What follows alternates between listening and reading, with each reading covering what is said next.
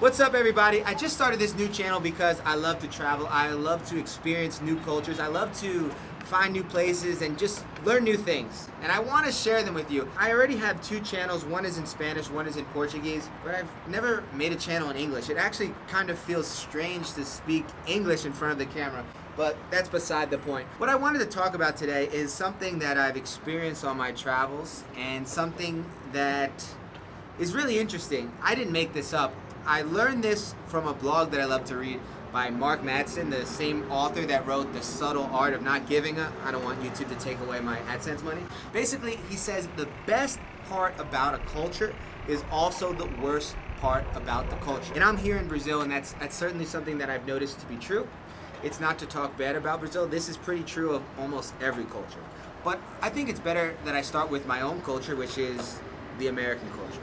America is a country that has built probably the best economy that the world has ever seen. In my opinion, it's an economy that if someone wants to work hard, they can make it there. That's why there's so many stories of immigrant success. It's really a country of immigrants. But the negative side is consumerism. The success of the economy is they've built the biggest internal market the world has ever seen, but at the negative cost of consumerism. There's a lot of keeping up with the Joneses, living on appearances, spending money that you don't have on your credit card, not to mention the negative side effects on the environment. So the best part about America is its marketing, innovation, that leads to this empty consumerism. Let's take another culture, Japan. Japan is about cohesion, working together. Rich ancient culture, rich ancient customs. I've learned this from teaching Japanese people. I used to teach in New York City in Rockefeller Center. I taught so many different nationalities. The great part about living in New York, you can experience all these different cultures without leaving your house. Well, you have to leave your house, you have to go on the street, but whatever.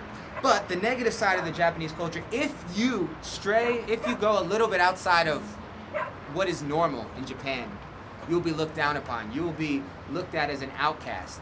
And that's why there's such a high rate of suicide in Japan. They have this huge concept, if you do something that's a little bit wrong, if you fail, you are a failure. And your parents and your relatives will look at you that way. And that's why they're much more risk averse. I mean, this is a generalization, but it's something that I've noticed in the culture. Germans. I had this preconceived notion of Germans that actually turned out to be not very true. But Germans are very direct, create a lot of great companies. Everyone thinks about German efficiency, German innovation. But one thing you see on the negative side is they're kind of, if they don't know you, they won't give you too much time of day. And they're very direct. Sometimes they'll just say no, which actually turns out to be a good thing. But on the surface level, it's kind of strange. I've asked many German friends to come hang out, and they're like, no, I don't want to.